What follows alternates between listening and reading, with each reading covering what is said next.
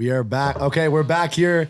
Vision Podcast, episode 3. We are here with a legend here himself. If you're from Massachusetts and you don't know this guy, then like, what are you doing? Honestly, this is the Massachusetts legend. They call him the comeback player of the century. Here we got Mr. Beanshooter here in today.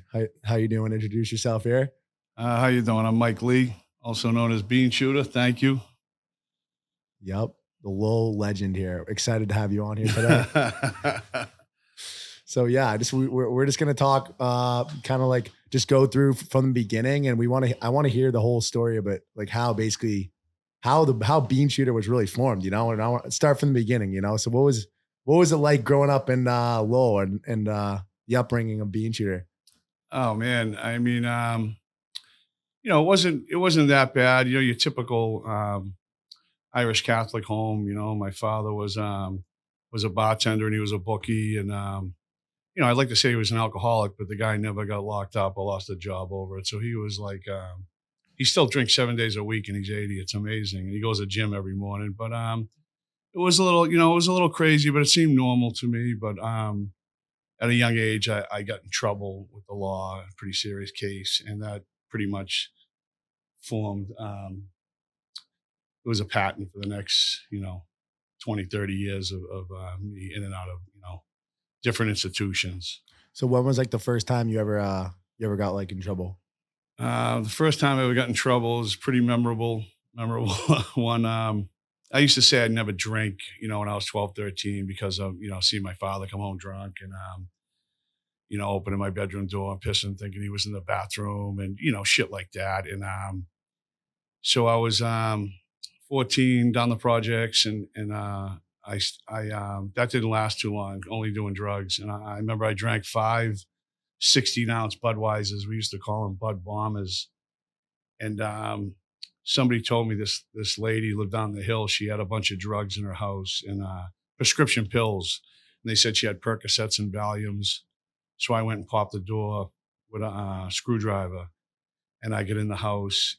And when I was looking at the bottles of pills, I didn't see Percocet on them or Valium after I stole them. So I went back in the house. And I remember I was looking, I could see a light on in the bedroom, like a TV, and I could see like a lady's feet on the bed. And there was a purse on the ground. So I was real small and I'm crawling and I reach in and I'm sliding the purse out. And I hear this lady let out a scream. She must have looked down and saw a fucking hand in her room. And I ran and I got chased by like a mob, these next door neighbors and everything. And I got away, but I had red hair. So like a cop said to me once, when someone does something around here, steals a bike or something, they say I had red hair. They're like, you're at the top of the list. And I was well known already in the neighborhood. And they went right to my house and my mother's like, I ain't lying for you. I'm like, say, I've been here all night. And I remember the cop got me in the car and he drove me down the street to the corner on the projects. And the guys that chased me were standing there under these street lights. And I pulled up and I didn't even have to get out. They're like, that's that motherfucker right there. And Oh my God. when we were driving away, the cop said, what's your name? And I said, Mike Lee. I'll never forget. He like slammed on the brakes and he spun around. He said, please tell me you're not Tommy's kid. My father was real well known, Yeah. And I'm like, fuck yeah. And he goes, why didn't you say something? It's too late now. And I remember when I went to court in the morning, they were reading it and the lady was a paraplegic. Yeah. A lady you stole from? Yeah. Oh my God. Broke in her house. So it was, I was fucking vilified, you know what I mean? In the neighborhood, it was a real bad thing. And I didn't go home for 7.5 months. That was my first arrest. I went right to a secure detention DYS facility in Westfield, Mass. And how old were you then? And the place was fucking bad. Yeah, just turned 14, 15. 14 and a half. So 14 and a half was your first time really like in a detention center? Yeah. And I remember when I went to this place, Westfield, there was a bunch of kids in there for murder and rape. It was like the worst place in Mass. And they'd go in and strip search her every night. And when you'd use the bathroom, there was 2 toilets. And like you'd be waiting to use the bathroom, they'd bring you in. So you'd be sitting there taking a shit and my leg would be touching the kid next to me using the bathroom at the same time. And there were, a shower all at the same time. It was like, it was a fucking, definitely a culture shock. But the only good thing was they used to take the kids down to the gym floor and give you boxing gloves. and have you fight each other. And I grew up around in and out of a gym, boxing and sparring and everything. So I did good there. And I remember I was there for Christmas, and I was like, I got out, and I don't know, it was like that became my identity. Yeah. I kind of thrived. Like, what, you were like 14, then you came out when you were like what, around 15? 15, yeah, So 15, then, yeah. what were you like? You were just entering high school then at that age, right? Or Yeah, no? I didn't last in high school. So they put you in Lowell High. How did that work? I got expelled. Well, I went to a vocational school first, and I was selling drugs in there, and I sold a girl mescaline and acid, and she had like a seizure, and I didn't know. It was like on a Friday, and I went home that weekend, and me and my friends broke in a mill building in Lowell on Middlesex Street, right after where the shelter is now. And it was Saturday night. It was Easter Sunday morning. It was 3, 4 in the morning, and we were going through this mill, and we had like chains, and we broke every window in the whole building. And I threw a tire out the window, and it hit a police car. I was driving under a bridge, Oh my and they God. surrounded it. And I ended up getting a beating, and I got arrested for a B&E. And the next morning I go into school, and I'm in typing class, and all of a sudden the detectives walk in, and the principal, and they come over, and they pick up the typewriter, and they shake it, and they search me. I'm like, fuck, I didn't know this girl had like overdosed on the Friday before. And they take me into the office, and the police are arresting me. I'll never forget. They said, "Have you ever been arrested before?" And I said, "Yeah." And they were like, "When?" And I said, "Yesterday." Oh for, my for God. B&E. Yeah. And I remember the cop kind of just chuckled and said, "Well, you know the drill." And he turned me around and cuffed me, and I was expelled from that school. And then I went to Lowell High after that, and How long did you last at Lowell High? I think I was there about 2 months. 2 months? Yeah. Only 2 months in the Yeah. freshman year. Yeah. So then after 2 months, then you what? You committed another crime or something? No, I was just skipping school, and same thing, selling acid, mescaline, all this stuff. And then one day I got caught skipping class, and they brought me back in, and I left the building again, and they caught me downtown, and they brought me in. They're like, "Go to your class." And I hadn't been going to my classes. So I says, "I don't even know what class I'm in right now." Wow. And they just went and cleaned out my locker and said, "All right, you're 2 for 2." So now I was expelled from both high schools in my area. So So how does that work? Like when you get expelled from a school that young, so like then what do you do? Like what was your next move after that? I don't know. I was just running the streets, running the streets, fucking craziness, selling drugs, running around, out all night, like they used to say, a latchkey kid. I really didn't have any supervision. When I was 15, my mother, took out it was a CHINS, a child in need of services, and a restraining order. And restraining orders really weren't big then. So my father was single. He lived in a 1-bedroom apartment. He always had girls over. He was a bartender, so I couldn't go with him. So I was basically, the state took custody of me then, and I was in, numerous foster homes around the state. Yeah. Or where I was today, Worcester. One of the foster homes I was in Worcester was a project called Plumley Village. I remember I'm like, fuck this. So I'd always run from the foster homes and go back to my father's until the police arrested me. Then they'd bring me back and lock me back up in Oh my God. DYS, and I'd get out and kind of became, Wow. I was committed to DYS until I was 18, but you could get out, and then I get arrested again, then I get recommitted and get out. And it was just back and forth till I escaped from a DYS when I was 16. And a week after I turned 17, I stole a car, and I was drunk driving, and I drove down the street. It was a real skinny street, and there was a police car in the middle of the street facing me. They were actually out of the car, like ringing a doorbell. And I remember I was drunk. I went to hit the brakes, and I hit the gas, and the car just sped up and wham, hit the police car head on. So I got out and ran, and I got caught. And that was a week after my 17th birthday. And 2 months after that, I broke in a car, and these two guys come out and caught me.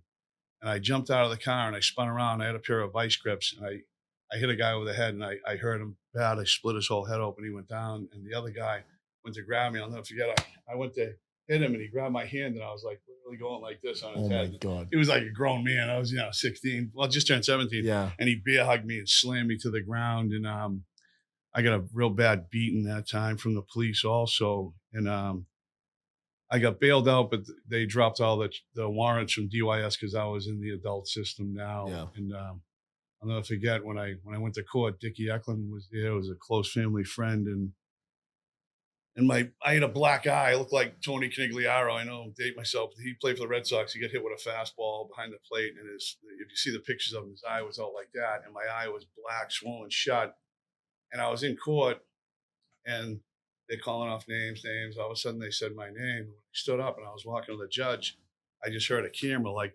Yeah. I turn around, I look, and this guy's got this, big fucking camera lens. He's taking a million pictures of me. I remember Dickie was sitting next to him. I'll never forget the guy photographer. His name was Michael Pigeon. He was a photographer for the Lowell Sun. Yeah. And I went over to him right afterwards. I said, Dickie, what the fuck? I go, talk to this guy. I can't have my picture in the fucking paper. And Dickie goes, the cops gave me your name on a piece of paper and said you were a fucking asshole. And so I didn't want to tell my father, and I come home every day. And then like on Wednesday, I come home and he's got it cut out fucking on the refrigerator. And he's like, you're a real fucking asshole. He did it this time. Yeah. And then a month after that, I was still 17. They offered me 6 months in the Berwick House of Correction. They said, you're going to get 2.5 years if you don't take this. So I took that, and that's when I started. So when you did the 6 months, and then you're 18, so you're officially like an adult then, right? 17. Or but when you turned, I turned 18 in there in prison. Okay. Yeah. So then when you came out, you came out as an 18-year-old or no? Yeah. So then what led to the next kind of like next time you got arrested then after that? Was there like one really long sentence you served, or what was no, like there was a lot. A lot of like small ones? Yeah. There was a lot in and out, 3 years, 3.5, 2.5, 2, like in and out. But the next one I went back when I was 20, just a short one. It was like 90 days. And back then I was selling a lot of cocaine, and I had a connection in Lawrence when I was 18. When I got out, someone introduced me to, and I was selling a lot of coke. And at the time, I'd sell quarter ounces, half ounces, 8 balls, call it a 16th. Yeah. And I remember I got this Dominican connection in Lawrence, and an ounce is 28 grams. Yeah. Quarter pound's 112 grams, right? So when I'd go get coke off him, it was the weirdest thing. He'd sell 62.5 grams and 31.5. And I used to be like, I buy an ounce, he gives me 3 extra grams for free, because an ounce is 28 and he give me 31. And then when I'd buy like 2 ounces, it's supposed to be 56 grams. He'd give me 62.5. So I'm like, wow, it's like he's giving me a free quarter ounce. And then when I bought a quarter pound, which is 112 grams, he'd give me 125 grams. Wow. So it would be a free 13 grams. I'd be like, this guy gives me a free half ounce, almost. It's 14 grams. But then someone said to me, like, that's a metric system. They're breaking down a kilo. A kilo is 1,000 grams. So they break it down: 31.25, 62.5, 125, 250, 500. Wow. And I learned that after, when I was buying more and more and more. I just started trafficking cocaine at that. And where were they getting it from? I don't know. I'm sure Colombia. That was Pablo's coke back then. And they were just, it was all Pablo's coke. That was 88, 89, 90. Okay. So when you're serving these prison sentences, like any crazy like things happen to you? Like, do you ever get like picked on or anything being a young kid in the prison? Or? No, I remember when I first went in when I was 17, a guy tried punking me off of the pool table, and he was this big guy, Omar, and he's like, yo, I got next. I was at the washer and dryer, put my clothes in the dryer, and I just knew he was trying to punk me off. And it was like one of those moments, where like, you let this guy get you, you know what I mean? Yeah, so you got to stand your ground. We're all going to get you. I get up, and they were playing 9-ball. I got up and grabbed the fucking rack. I'm like, yo, I'm next. And when I look at the pictures of me now, when I get out, when I was 18, I look like I was 14. Yeah. So I remember the guy was kind of laughed a little. He's like, yeah, you got that. You know what I mean? But everyone was like, I remember the older white guys were like, good thing you did that and stood up for yourself. Cause you know what I mean? It wouldn't have ended there. Then they would have been fucking trying to get your sneakers and every other fucking thing, Okay. Are you listening to that audio or no? I'm not, no. Yeah. I think it's good. Yeah. If you think he needs to talk like right into it like this? That definitely helps. When you master the audio, yeah, just make sure when you talk like right into it like this. All right. Yeah. Yeah, that's probably. What's going on, man? My brother, yeah. Spectating. You even see him? Yeah. But what were we talking? Yeah. So I was gonna ask you like what the prison stereotypes, I guess. So like I guess when people who've never been to prison, they kind of like think like what it is in the movies and stuff. Like, do you think it's like that or no?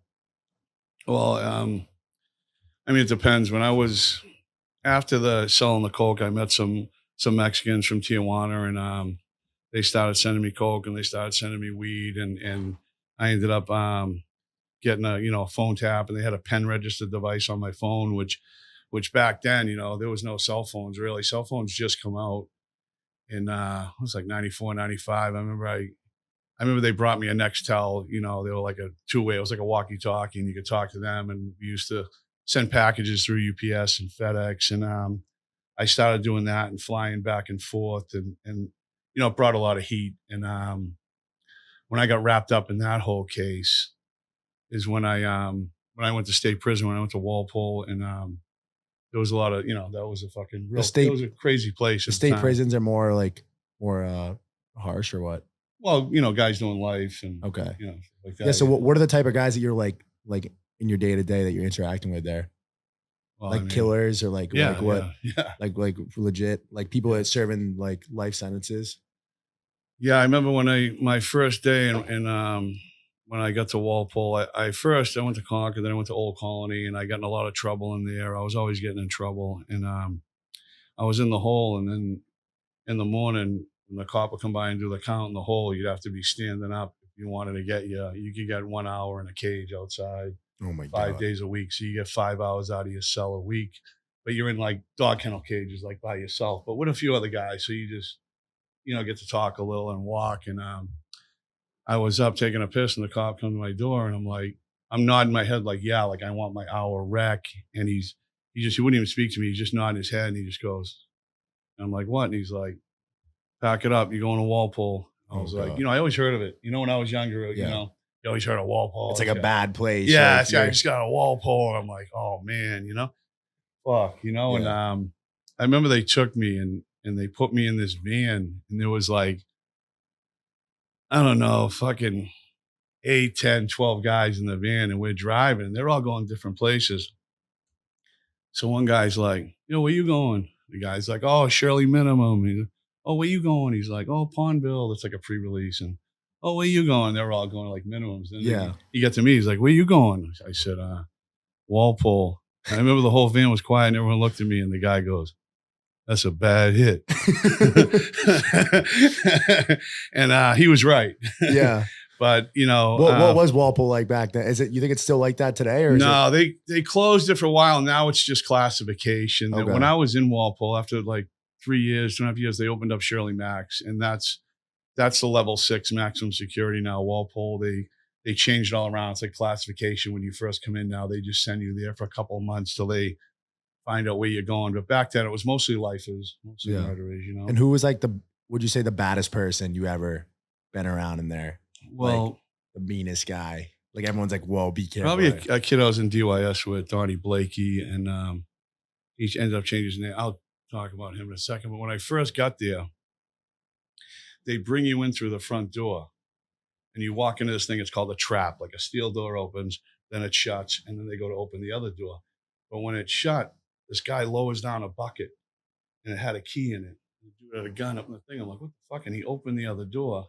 And he opened the door, put the key back in the bucket. The guy, and right before he opened the door, some cop, he must have been a fucking wise ass. He put it was almost like a big Hallmark card on the door, and it had like I'll never forget. It had like a mountain with like a sunset, and there was like an eagle flying, and it said, today is the first day of the rest of your life. Oh my God. And I'm like, wow, they must have put that there. I thought about it so much afterwards. Like that seems like something from a movie. Yeah, like guys doing life. See that? Like, what the fuck, right? So they opened the other door, and there's like a courtyard you walk through, and to the left was the HSU, which is a hospital unit. And they put me in a cell in the hospital unit.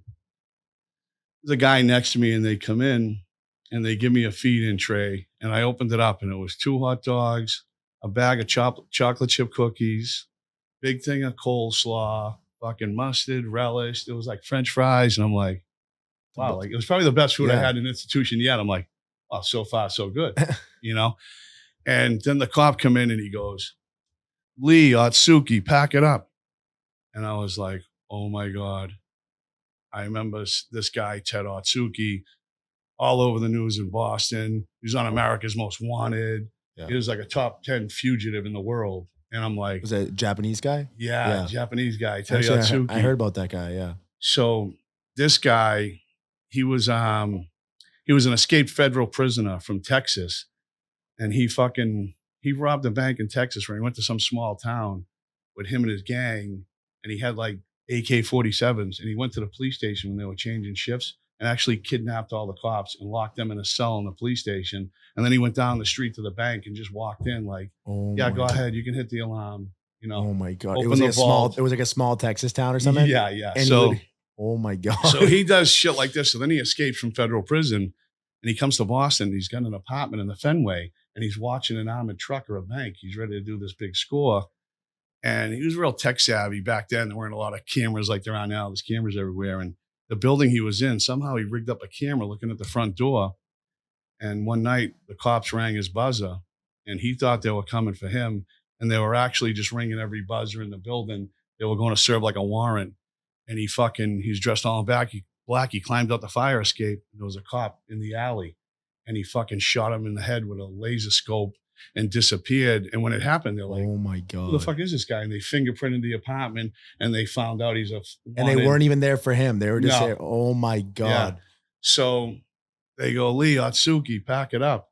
And I come out and he's standing there. He's like, hey, hi. And you look at this guy, he looks like a fucking sumo wrestler, like his face, like Japanese. You'd think he'd talk Japanese, but he talked like me and you. He goes, hey, what's up? How you doing? I go, hey, what's up? Shaking his hand. And I'm like, Jesus fucking Christ. Like this ain't DYS anymore. You know what I mean? Like, was he like, did he look like he was just a killer? Like, can you just tell like guys that are like killers? And no, but I mean, already knowing what the fucking guy was about, it was, a little intimidating, but that guy, Teddy Atsuki, I got to know him real good. And, one day, like, let's say you get the Boston Herald in the mail, right? So you'd fucking read it and then you'd pass it down the tier and say, all right, Mike Lee, cell 23, you'd write the cell. And Teddy was after me and I got the paper and I fucking got drunk drinking homebrew and I fell asleep. And the next morning I go to bring him the paper and he's like, yeah, I'm all set. Fucking keep it. I'm like, what's up? He's like, that ain't news anymore. It's history. Keep it. And I'm like, what am I going to get killed over a fucking newspaper in here? I'm like, hey, Teddy, I'm sorry, man. I fell asleep, you know? And like a week later, he calls me down to his cell. He goes, hey, Mike, he goes, they're moving me to another block. Keep the peak. So that means look out for cops. I don't know if any cops are coming. So I'm standing on his bars looking. I'm like, you're good. You're good. And he pulls out this shank. It's like an ice pick. Oh, my God. He's wrapping it all up in saran wrap and paper and saran wrap. And then he puts all Vaseline on it. And he fucking secreted it in his rectum, so to speak, right? The thing was about his hoop. Thing was about this long, right? And I'm just watching him and I'm like, what the fuck? He turned around and smiled on everything I love. He goes, never leave home without it, Mike. Oh my, what he shot? It was like a foot long? Yeah, it was like this big. He shoved the whole thing up there. Yeah. And he was walking just Dude, fine? I don't know. I don't know how that, whatever. But yeah, he did, man. Oh my God. Teddy.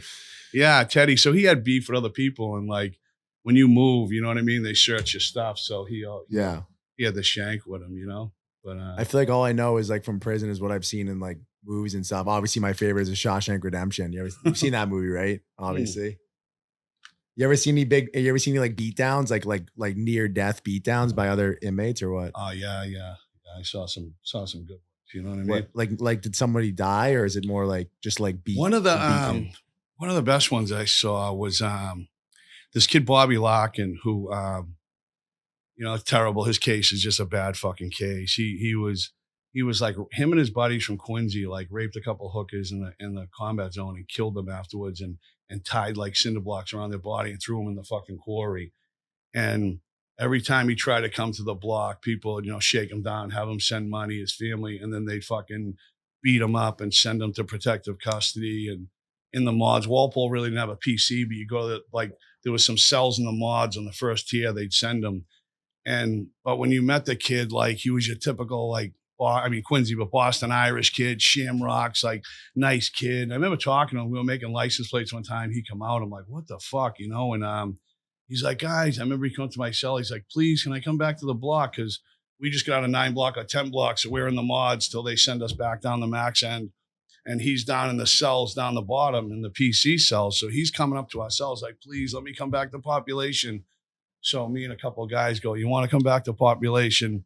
when Duffy comes out of his cell, fucking kill him, like, Oh my God. get him. So this guy Duffy from East Boston, I believe he put a baby in a microwave, killed a baby. It's fucking horrific. Oh my God. But he'd be in his cell yelling shit because everyone would want to kill him. You couldn't get at him. He'd be like, yeah, fuck you. I was eating baby back ribs. Like he would say the crazy, like unbelievable, right? So we tell Locke and we say, fucking kill him. When he comes out, get him. So they'd come out for their rec together, like, and walk to the shower. So we're all in our doors and the guy Duffy was a big guy. When they cuff him, they have to use like 3 pairs of cuffs. He was really just a big fat fuck, So he comes walking out and we're all in the doors because the cells and the mods aren't like the bars. They're like the newer jail with the fucking glass window, right? So we're all looking and all of a sudden here comes Larkin behind him and he's got like pillowcase and you can see the weight in it swaying. Like he's got something in there. Yeah. Fucking heavy, right? And he just tomahawks this guy over the top of the head. The guy drops down to his knees and then face down. And he was just slugging his head. And the fucking blood that was coming out of this guy's head, it was just, I forget, it was maroon. They were just hammering him? It was just going like this. And I remember the cops on in the block, they're in like the bubble, they call it. They're over the speaker. They're like, drop the weapon. And the cops loved it. Yeah. They don't break it up like immediately? No. Okay, so what especially a maggot like that. Yeah. They're going to run in and save the guy's fucking life. Yeah, no. They let it go. Let it go for a little. So yeah, Larkin slugging him and slugging him and slugging him. I'm like, that guy has to be dead. The guy lived actually, believe it or not. And then they run in, they took Larkin out, and I never saw him again. They must have shipped him to another state because they knew we were just going to keep sending him on missions to kill him. Yeah, to anybody. And they have nothing to lose too, right? Because he in for life too. Or yeah, no? Okay. Yeah, no shot of parole. But yeah, the characters in Walpole, fucking. When I first got there, there was a kid from Dorchester that I was in DYS with, Donnie Blakey. He's if you Google him, it's insane. You read about him. But I remember when he was a kid, he was benching like 260. He was 15. And back then he was in there for like 2 rapes and he was 15. Yeah. And he was a fucking bad kid. And when I first got to Walpole, the cop goes, leave, cell fucking 33 or whatever. And I'm walking up and all of a sudden this fucking guy comes to my cell. Black dude, jacked, head shaped, bald. He had this thing of hair on it. He puts his arms up on the bars. And I was in Westboro Secure with him. God. And they used to have Burger King runs on Saturday. It's like in The Longest Yard with the McChickens. The guy with the McChickens out of his pants. So he comes to my cell and I'm like, who the fuck's this guy? He leans on the bars and he goes, no Burger King runs here, Mikey. And I looked at him and said, Donnie Blakey. Fucking knew I'd see you here. And he smiled. God. He goes, I'm Muslim now. My name's Fatih. And you serious? He basically told me, he's like, I'm the most hated black guy in the system. Like the whites have tried to kill me like 3 times. He goes, I'm just letting you know, Mike, I've known you a long time. And then people come up to me afterwards, why are you talking to him? I says, hey man, I know that kid from when we were 14, 15 in DYS together, So, he was, he knocked a couple people out there and raped them. And, he was that guy. He raped people in jail? Yeah. What's that like? Is there like... I don't know. Like, no. Knock on wood. I'm not saying couldn't tell you. What I'm saying is like that. And if I did, I'd take that to the grave. So when they talk about obviously like dropping the soap in the showers and stuff like that, is that like a real thing that like people actually getting like gangbanged in prison? No, or is that I've never saw that. You never seen but there's been a few isolated incidents. Where is it like where you're like when you're in the cell again, like that cell, like that scene from Shawshank when you're in the cell and you hear the sisters got him now and you hear him like screaming. Is it stuff like that or no? No. I mean, seen some weird stuff where people going in a cell with a blanket up and you know what's going on. Some homosexual activity, like consensual. Like is it all like rape stuff? There's guys get punked off and turned out and then they're just they're there for life. So yeah. They're never gonna see another girl again, so I guess it kind of like turns him gay, right? Or no? I mean, I don't know. I never did life, but have you ever seen somebody on death row? Like, how does that work? No. I mean, I don't think so. No. Or do they do? They don't do executions in mass. I was right? in no. They don't do executions. Federal. They do. Federal. I was in Plymouth in the hole for 6 months once. I think there was someone there who was facing a death penalty trial. Forget it. That was a long time ago. a long time ago. So what do you guys like? So how do you like make the days go by in prison? Like I know it's like seconds must feel like year, like Well, it's it funny. must, right? Like how do you make the days go by? Well, it's funny you hear that, right? And then you get in there, and I hate to say I liked it, but there was a lot of good guys, that I got along with, and it's everything, everything's routine, and once you're in a routine, days become fucking weeks, weeks become months, months become years, and when you look back, when you're done doing some time, whether 3 years, 4 years, 2 years, you think back, wow, that flew by. Yeah. It wasn't like it took forever, and there was a lot of good times in there, believe it or not. I learned how to make alcohol, and I used to fucking drink, and Used to drink. yeah. I used to get fucking How do you smashed. drink? How does one drink in prison? Well, you start off by getting they stopped all this now. Prison sucks now. They ruined it. They ruined it. prison Used to be a good time. Make prison good again. yeah, exactly. It used to be good, But you used to be able to get prunes. They give you a bunch of prunes with your oatmeal, big ones, and oranges for breakfast, and fucking sugar. You get bags of sugar if you knew someone who worked in the kitchen. And what you do is you take a little orange juice and some prunes and oranges, and you put it in like a peanut butter jar, like half full, with some orange juice, and you let that ferment. Okay. And then you take like a garbage bag, and you'll put like a couple gallons of orange juice, or a gallon of orange juice, and like gallon and a half, 2 gallons of water, and then you throw that rotten fruit in. That ferments it. Then you pour a bunch of sugar in, and it burns off the sugar, and it creates like a gas. So when you put it in a bag, if you just seal it up, it'll blow up like a beach ball and just explode in the middle of the night. Because I know because it's happened to me. Yeah. So what we do is we take like a tube or a pen and twist the bag around and tie it tight and put like something in the top of it. So when it would blow up, you'd stick it in the vent and pull the cork out and squeeze it and burp it. You know what I mean? And then you got to keep burping it and doing that for a few days. Just create like type of alcohol. And then when the sugar all burns off, you get fucking smashed. Really? You get like you'd be like physically, you'd be like drunk. Legless, puking, legless. My! What are the guards saying? They don't even notice or no? Nah, I mean, back then. Are the guards real assholes? How does that work? It's like anything else, you get guys that are in there just getting their fucking paychecks, and you get some guys that are douchebags. But most of the guards, like, I remember they'd come in and search my cell, and, there was this cop, Red, he was always looking for knives, Yeah. And he'd come in my cell and he'd be like, Lee, step out. I'm shaking down your cell. And this is unheard of now. It's so fucking petty in prison now, in Mass anyway. But he'd come in and he'd say, Lee, step out. And I'd say, hey, Red, I got a bag of homebrew. He'd say, where is it? I'd say, it's in the laundry bag right there, hanging on the hook. He'd be like, step out.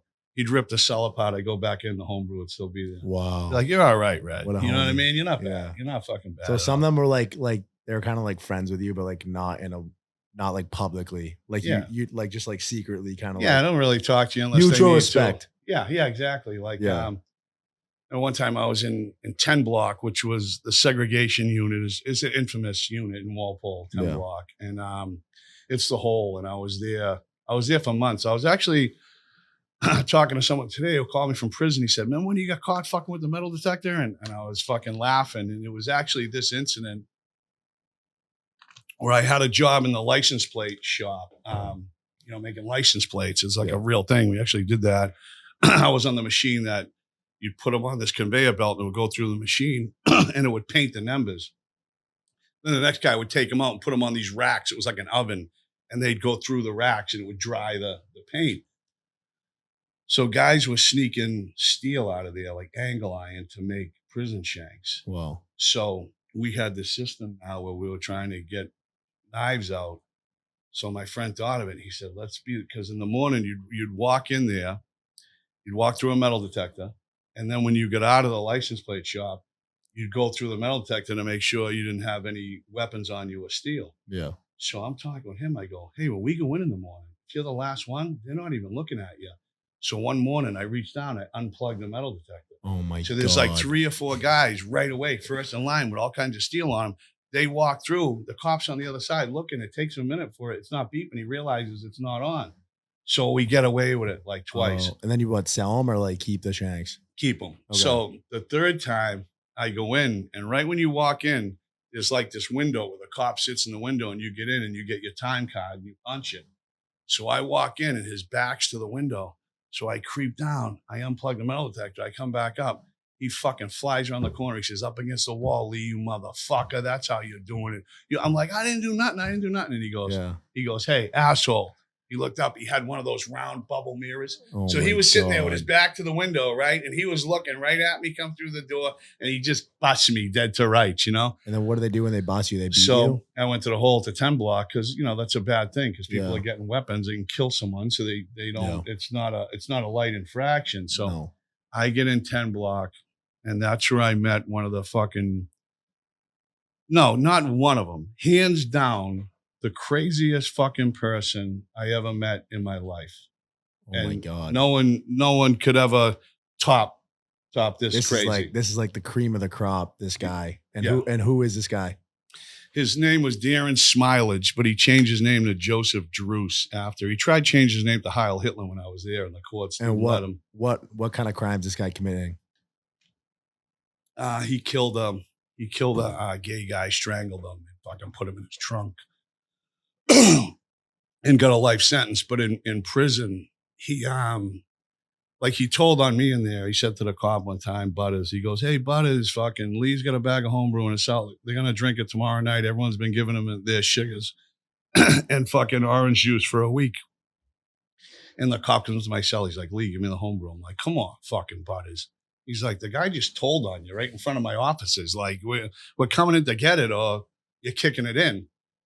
So this guy, he ended up killing a priest in Shirley, Father Gagan. Remember, he killed a priest. So he's a nut, but He killed a priest. yeah, Oh my it was God. bad when he did the priest. He fucking jammed the door. He got in the cell with him. And This is in prison. He Yeah. killed a priest. Oh my God. but when he was next to me in 10 block, what he'd do was first he gave himself AIDS. This guy Perkins had AIDS, and he had him send down his blood in a Pepsi cap, and he was rubbing in his eyes and fucking drinking it. And then he still tested negative for HIV. So then he sliced his arm open and he rubbed the blood in, and then he got the virus. So my God, it's like some Magic Johnson type. Like that's worse. insane. So he would what he would do is he'd do so much He stuff. purposely got AIDS. Like he wanted to get AIDS. Yeah. For what reason? I don't know. You can fucking ask him, but he'd save up. I don't even know if should I talk about this stuff? Yeah, I think so. This is great. I mean, if you don't want to talk about it, you don't have to talk No, about it. I mean, but people will be like, there's no way. But anyone that lived there, you know, Joey Donovan was on the tail. No, my friend Joey Donovan, who got up to 20 years, still talks about it. Yeah. He said, remember when Smiley was doing this or that? So Smiley would save up his shit and his piss, and he would put it in a fluff cup. You know, the white, the fluffing out of things. With the red lid. Yep, I know. So he would do all kinds of stuff with his feces and his urine, and he would save it. And it was in the middle of summer, and it was real hot, and he would save it. And I'm like, A steamy shit. you think it smells bad, now, like, save it for fucking 2-3 weeks. And he'd rip off, like, it would in 10 block, you'd have the bars like this, and then you had this big solid steel door. They'd slam shut. It was like a box cup, just seal you right off. But during the day, they'd leave the steel door open, so it was just the bars, so you could talk and hear people next to you. And he would fucking be like, I'm stirring it up now, boys. It's like soft serve. And he'd throw some out on the tier, and people would be fucking gagging. So this is the Smiley guy. Yeah, this is Darren Smilage. So yeah, so he would just be a menace, just take spoonfuls and huck it at us, cell. not the cops. Oh, at you us. guys Try to get us, yeah. Try to get you guys pissed off. Yeah. So, and how did you guys like not want to like just kill him? You can't get at him. Yeah. Oh, because he's like we're in the hole. Yeah, Yeah. We're in the hole. They only let us out for an hour, 5 hours a week, and then you go in a cage. And he wouldn't even go out to the cages. He'd stay in his cell. So one time he went in the shower before the guy before him. So he was in the shower first because he was in cell 60 upper right. And the shower was a cell right before him. So when you go in the shower, the cop would turn the water on and then you'd say, make it a little hotter or colder, and they'd fuck with the things. So he went in the shower and he packed shit in the shower head Oh my God. after they shut it off. So when the next guy went in there, he's standing there, and the cop turns on the water, dude. and he got him. He got him good. That's a shit shower. I seen him. It's like a Planet Fitness in Quincy. I seen him another time. This black kid Bond, he made this fucking device where it was like rolled up newspapers, and then he used like torn bed sheet to tie around the fluff cup. So he got the fluff cup out the door, filled with like shit, and he like reached out, and then he swung it around and turned it, and the kid was on the door because he was gassing the kid up, arguing with him. So he had the kid right on the door, right? And then they wouldn't even let the kid out to take a shower. So the kid slept with shit on his face. It was fucking the stuff he would do was fucking. This guy brutal. sounds like a real psychopath. Is he? You think he's still in? He's still in there? Yeah. Google him, Joseph Truce. So one day I'm waiting to take a shower. Now showers would either be Monday, Wednesday, Friday, or Tuesday, Thursday, Saturday. So let's say you took a shower on Saturday, you're not getting one till Tuesday. So it's like 3 days. So you're in there in the summer, you're in the cell doing fucking push-ups, sit-ups, dips on the thing, right? So they open up his door. And when people were being assholes, the cop would leave his door open because you had to walk by his cell to get in the shower. And he'd fucking squirt. He'd have shit in like a shampoo bottle and try to squirt. You're like, you got me once on the ankles, like he just do some real fucking sick stuff. So one day we're waiting to get out to take a shower, and the cop leaves his door open, and all of a sudden you hear a ping, ping, ping. He's fucking shit bounce at the wall. I'm like, the fuck is that? And he goes, you hear that, motherfuckers? I'm like, oh my God, Smiley, no. He goes, those are paper clips I sharpened to a point, and I'm dipping them in my blood. And I'm just like, oh my God. I really wanted to take a shower. And this kid, Alan, can I say his name? I don't know. Yeah. I say some name. Well, you just make up a name, I guess. Well, this kid, Alan from Worcester, Alan K, will say, right? The cop goes to his cell. He goes, hey, Alan, you want your shower? But he used his last name. So he just referred to his last name. I'll never forget. The kid goes, keep on keeping on, brother. I'll wash up in the sink. And then he got to me and he's like, you want? No, of course not. Next guy, no. I'm like, because it was literally like, yeah, you had to walk by this guy's cell. What are you That's gonna disgusting, let this guy fucking fire a paperclip into you with his fucking AIDS blood? No. So I'm he's upset. confirmed to have AIDS. Like Oh, he yeah. confirmed. So he still has it. Like, how is this guy not dead now? He's got refuses medication too. So, oh my God. So one day, He studied it. there's such a convict mentality, that they just want to get him themselves. They don't want the cops to get him. And one day, I'm in my cell, and all of a sudden the cops come in. You just hear the shoes squeaking like they're raiding someone's cell. We're like, what the fuck? They crack his door, and they fucking beat him. They're dragging him up and down the tier, right? In dry mouth. So they're dragging him up and down the tier, and everyone's just watching. And they want to be like, yeah, I get him, but it's the cops, and it's us versus the cops. So it's like his convict mentality. Not many people would understand, but inside we're like, yeah, you know what I mean? Because people want to kill him, and they drag him off. And I remember going, what the fuck did Smiley do? And people like, I don't know. He don't fuck with the cops. He fucks with us, So back then in 10 block, if you weren't an asshole, one day when you went out for your wreck, you'd come back in, the cop would put your TV from your property in your cell. And you had like a cable wire you screwed in. You get like Fox 25, 4, 5, 7. And all of a sudden they go breaking news from the State House in Boston. They're showing the State House. There's the bomb fucking squad team out there, right? And all of a sudden what is this, like Shaman Sacchetti or something? He's like, an inmate serving a life sentence from the state prison in Walpole mailed a suspicious package to the attorney general's office in the State House. And it was Smiley. And she said, and when they had like the remote control robot bomb thing coming, because he put wires hanging out of it, like ripped out of a Walkman. Like no one knows how it made it out of the prison because there's all wires hanging out of this fucking package, but it does, right? So they got the bomb squad, rip it open. And I remember sitting there watching the news, and it said, when police examined the contents of the package, they found a lump of human feces, and smeared in blood, it said, boom, you're dead. AIDS blood. So I remember I just started cracking up laughing. I said, guys, this kid, he's getting real bored with us. He's starting to send his shit out. he's starting He's to going, shed it out, international. Yeah, he's This shit's international. So funny thing was years later, I get out and I get arrested for for a bank robbery case in 2009. And yeah, this is before he killed Druce. He was still Smilage. And when you when you get to Concord, Yeah. there's like an orientation class where everyone has to go, even if you've been in prison 20 times. Yeah. Well, like a pre-prison class. Yeah, they go up there and then they come out and talk about gangs and Yep. sexual PREA, which is Prison Rape Intervention Act.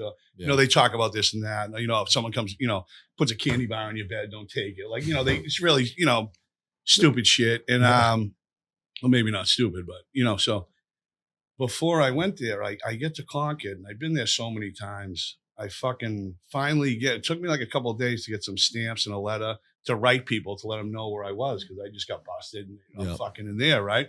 They used to hold people on bail in Concord, 52A. So I seal the envelope and my cellmate goes, dude, you didn't seal that, did you? You got to bring that to the cop outside the chow hall. There's a mailbox at the chow hall. He goes, you got to shake out the letter, put it in the envelope, seal it in front of him and put it in. I go, what the fuck? So now I got to peel this stamp off and glue it back on with toothpaste and do this big thing. So I get to the orientation. The cop goes, anyone have any questions? There's like fucking 200 inmates in there. I raise my hand. I go, yeah, I got a question. He goes, what's that? I go, why the fuck do I got to fucking show you my letter I'm mailing out? So he goes, well, recently an inmate serving a life sentence at the state prison. And I already know where he's going with this. I already know where this is going. He goes, during the whole anthrax scare, he sent out baby powder and coffee creamer to a bunch of Jewish, because he was like a nut, a bunch of Jewish judges and lawyers and this and that. So I'm just fucking laughing at this point, right? So he goes, you got any more questions? I go, just one. He goes, what's that? I go, that inmate's name wasn't Darren Smilage, was it? And he looks at the other cop next to him and they both fucking big grins. He goes, I can't identify that inmate by name, but why, do you know Mr. Smilage? Yeah, he knows him real well. I said, yeah, I was fortunate enough to fucking be his neighbor for 8 months. Oh my God. So coming like out of prison, say like when you're like your last ever sentence was, what was that like, the transition from being in the prison to like in the regular world, say after serving the sentence? When I got out of there, it was fucked up, but I was back and forth. Were you still like on like doing the stuff you were doing before you were in prison, or no? Like the last sentence you did, or did you shape up after that? No, I was still right back to the fucking the bullshit. I mean, I ended up struggling with addiction for a while. When did that start? For years when I was a kid, I grew up in a neighborhood. There was a lot of prostitution, a lot of heroin, a lot of coke. So I used to see, I sniffed my first bag of heroin when I was 14 years old.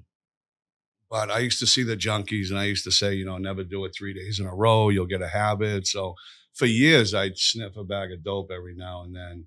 But when I got arrested for the big drug trafficking case in 94, I get out on bail and I get on my phone tap records and I'm finding out all kinds of stuff. And I knew I was going away. And once you know that feeling of heroin, I used to say that's why it's class A, because it's the best fucking drug in the world. And, you don't see it anymore. It's all fentanyl. But once I knew that high, I used to tell people, if you fuck around and do heroin, even if you're not doing it every day and catching a habit, something bad happens, someone close to you dies, your fucking wife cheats on you. That's the first thing you're going to run to, because you do that. And that's what happened with me. I got out on bail and I ended up catching a heroin habit. And I'd always been a moneymaker and a hustler and trafficking drugs and and doing whatever. And that took me down to where I was fucking like I was a kid again. I hate to say it, I snatched pocketbooks at one point, which is fucking just a despicable crime. Stealing cars, shoplifting, breaking in houses, carjacking, just what was like one of the worst crimes you ever committed? Like a bank robbery or something? Yeah, I mean, nothing too bad, obviously, I never fucking killed anybody or anything like that. But, I've done some bad stuff, armed robberies where hurt people. And I remember I laughed about it, a couple times I did things, and I did an armed robbery once, and it was a pharmacy somewhere. And I remember, like the person, it was like a husband and wife. And I remember they you know, um, like shit themselves or piss themselves. They were so scared. And I remember I was laughing about it, and I thought of that afterwards. Like I fucking traumatized, people doing that stuff. You know what I Yeah. mean? And I don't know. Any banks or trucks? What? You No, ever robbed no, a never bank or a did any. truck? Most of the banks I did, it was like I did some good scores with banks, but it wasn't like the town. I don't want to portray myself as this fucking sophisticated bank robber. It was more dope sick and running in there and getting Yeah. the head teller. One time Yeah. I jumped over, but I think the most I got was 17,000, so it wasn't like I was doing these gigantic scores, but I mean they were good enough at the time. Yeah. And I know that I know when people think of that, they sort of think of it's so sophisticated, like the town, like you said, like the town. But what was your connection to were you ever hanging out in Charlestown like that or no? Like with those Uh, guys or no? yeah, I know a lot of Charlestown guys. I was with one all day today. Shout out my guy, Chris Shavik. Fucking go, Chris. Chris is another one who turned it around. Owns a successful roofing company now. Not as good as Broadway Home Improvement. If you Yeah, need a roof, we gotta get call him Broadway on. Home Improvement. Let's We gotta get fucking him on too. I heard he's a tough guy himself, right? go. Yeah, he's pretty crazy, but he's reined it in a lot. He lives in a beautiful house in Linfield now, and Oh, I that's tell him, awesome. I go, "Do your neighbors know you're a scumbag from the projects?" You know what I mean? I go, "They can just smell it on you," He made And it out. yeah, he's another one, man. He's the one who always said to me, he's like, he goes, "All the bad shit you did," he goes, I try to do good things for people now. And he said, "You're just trying to break even, huh? All the bad shit you did. Now you he goes, "You're never gonna break even. All the shit you Yeah. did, I said, I can keep trying, But he's a good kid and a good friend now, and he's someone who's been through it too, and has been in a lot of bad situations. And there's nothing better than that when you see someone who was locked up and in prison, grew up in the projects, who didn't have much of a chance, Yeah. to see them turn it around and be successful. I've always been an underdog guy. I remember I used to root for the Buffalo Bills, and they lost 4 Super Bowls in a row. You know what I mean? So I've always been a fucking underdog guy. So I like to see a guy, Yeah. turn it around. The comeback player of the century, they call him.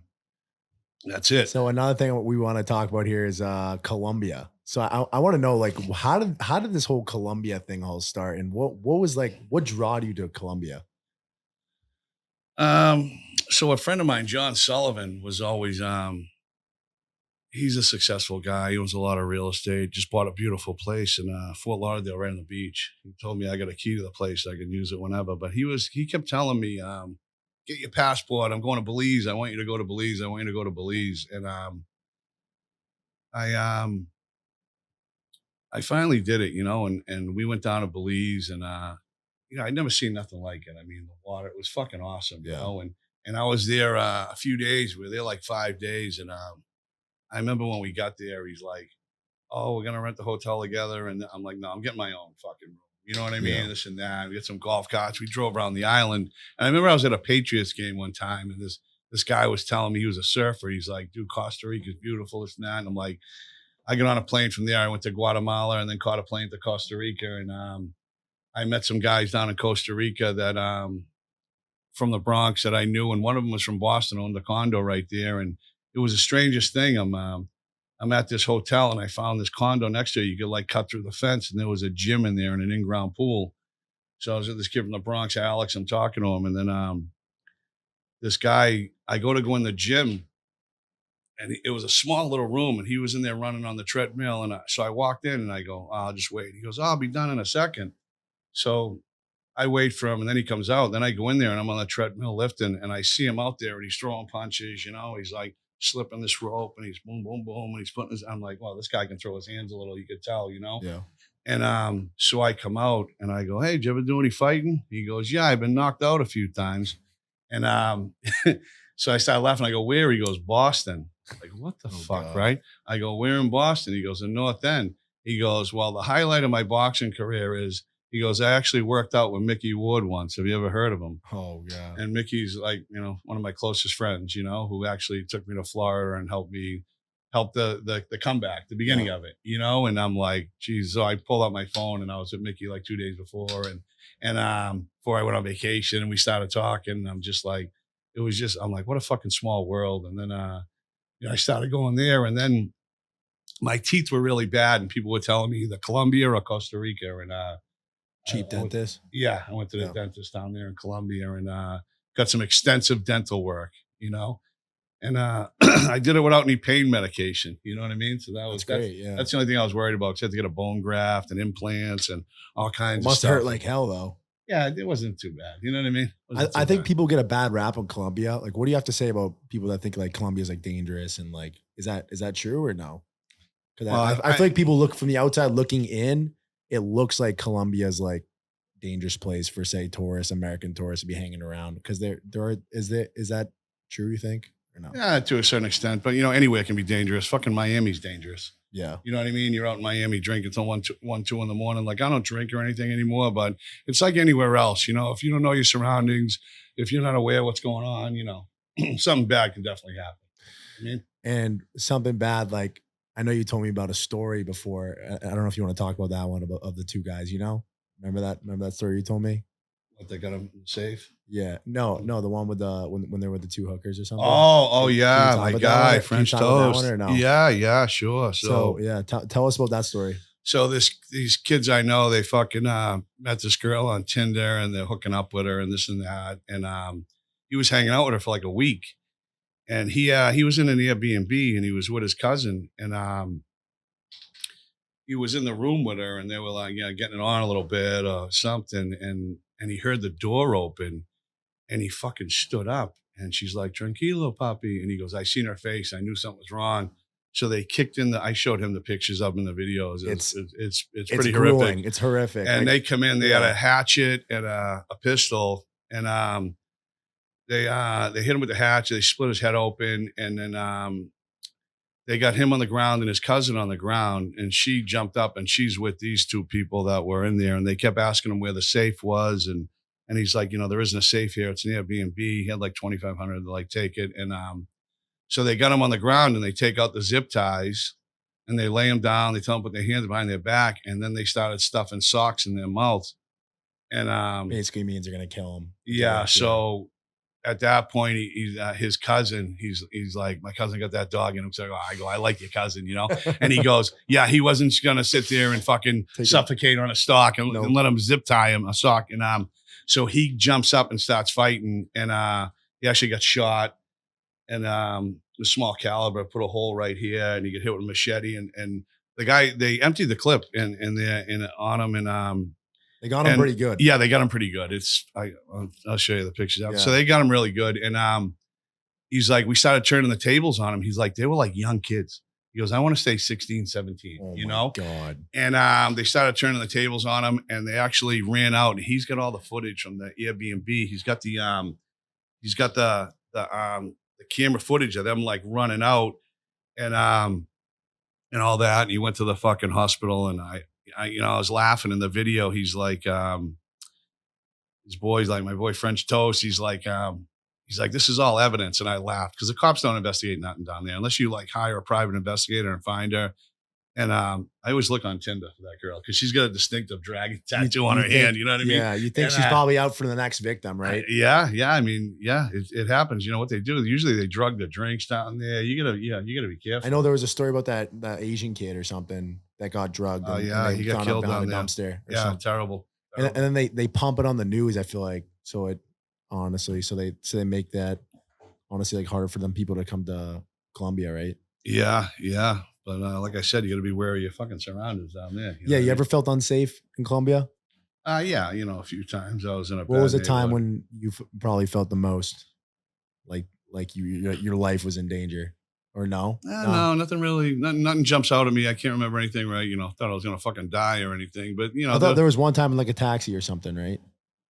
No, I mean there was one time in Cartagena where like they're real aggressive, the fucking panhandles, and I like made a move towards one of them because they come up, they try to pickpocket you and they're like rapping and and it was like a fucking pack of jackals. They turned on me fucking pretty quick, but that was a little hairy. But like in taxi cabs, like if you're holding your phone up, it'll get snatched right out of your hand. Because they're all on the motorcycles weaving in and out of traffic, and they'll snatch your shit out of your hand and stuff like that. But I'm You're a vet there, so like what girls will probably try to take advantage of you and what girls won't, and obviously stuff like that, right? Yeah, I go to Bogota too. I go to this fucking bad neighborhood in Bogota where this girl I know, Alejandra, her family lives there, and I always go there and fucking bring gifts to her fucking kids. She's got a small kid. Yeah, they love you over there, right? Yeah, you're like the Santa.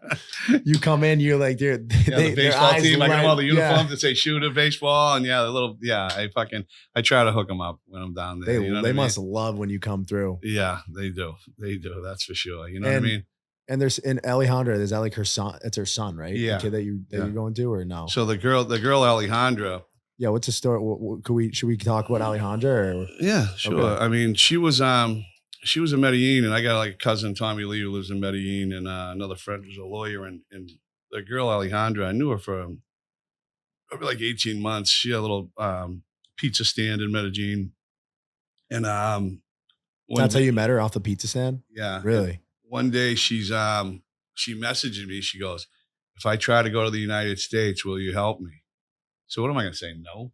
I go, yeah, no problem. God. The girl's in Venezuela now. I'm like, I'm not thinking she's going to walk to the fucking United States, but I was wrong apparently. So she tells me, she goes, "Do you know someone in Medellin who's got 3,000 cash for pesos?"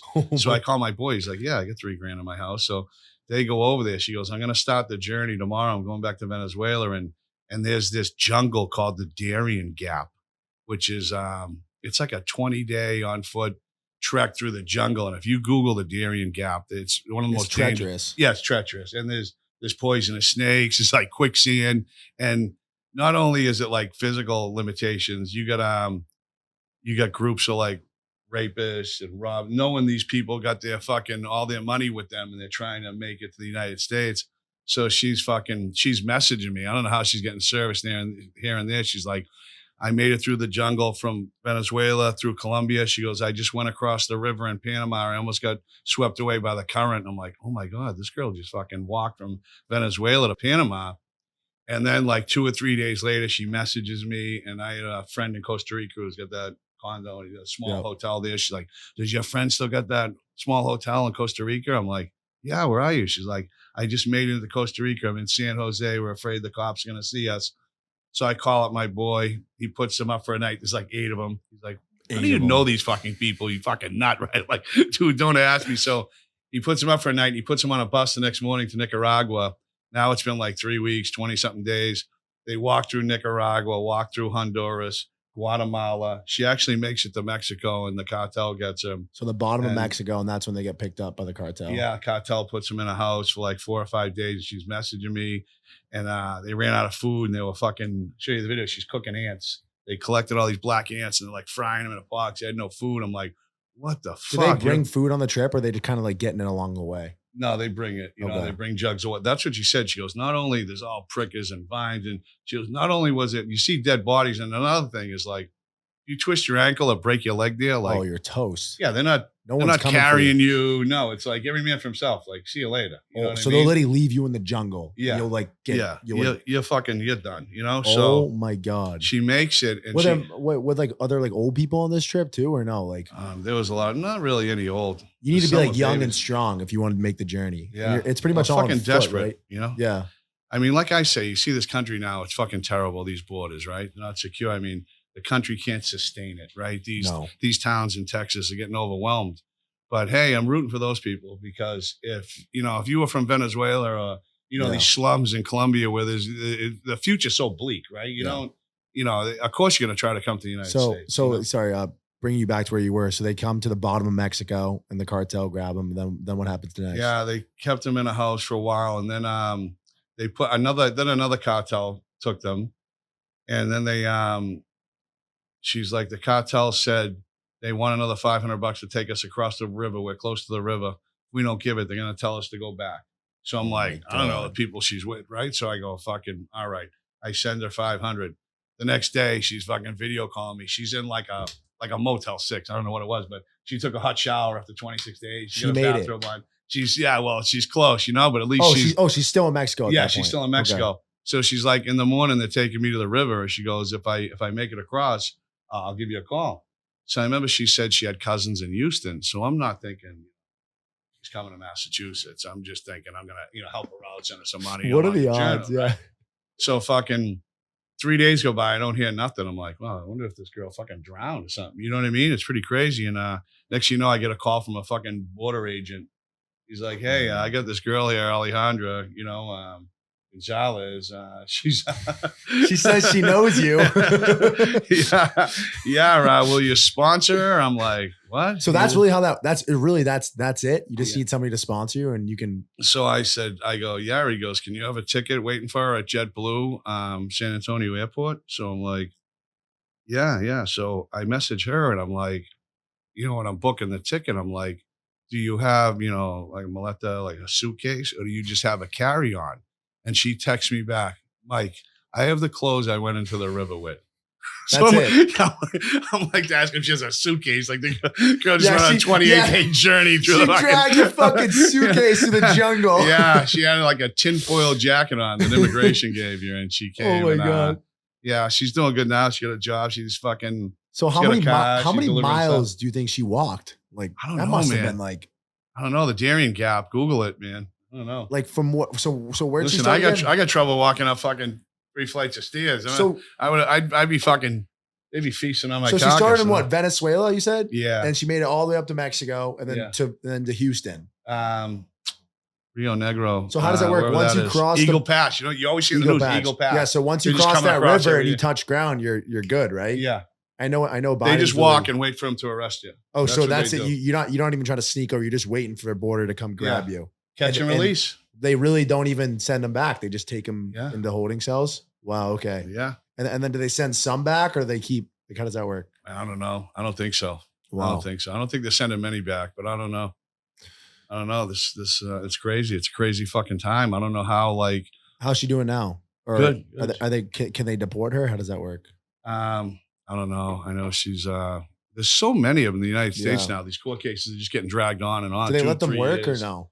Yeah. Okay. You got to get work papers and this and that. But she did, So circling back to how you got like sober and stuff, and how you started like this new kind of like chapter in your life. How was that kind of transition to when you finally decided you're going to be sober and moving on after that, and then transitioning into your businesses and stuff like that? When I got out, I had a bank robbery case, and I ended up beating the case. On I was masked up. I had like a scarf on and a hat. I think I can talk about it, right? I mean, statute of limitations. Should I? I don't know. Maybe we should fucking. I can cut that. So when I was accused of a bank, we should say, right? I beat it because the bank tellers was saying, there was a couple of banks where the bank tellers were saying the person was acne scarred, but they were masked up. You can only see like this. And then my attorney's like blowing up pictures of my face. Like, he has no acne scars. Like, this is a case of mistaken identity, and that, they believe, that's actually what happened. And I ended up beating the case. And I remember my lawyer come down the holding cell. She's like, you're going home today. And a lot of crazy things happened to me on St. Patty's Day. And it was like March 16th, the day before. And I was like, no way, going home. She goes, yep, you're going home today. This is it. You just fucking beat this case. And she goes, thank God for freckles. It was, thank God, I have freckles on my face. She's like, that must have been the acne scar. That must have been what they thought, And I remember I got out and I ran right up the hill to Boo Boo's house, which is a close friend of mine. He's like family. Rest in peace, Gary, Boo Boo Jafrida.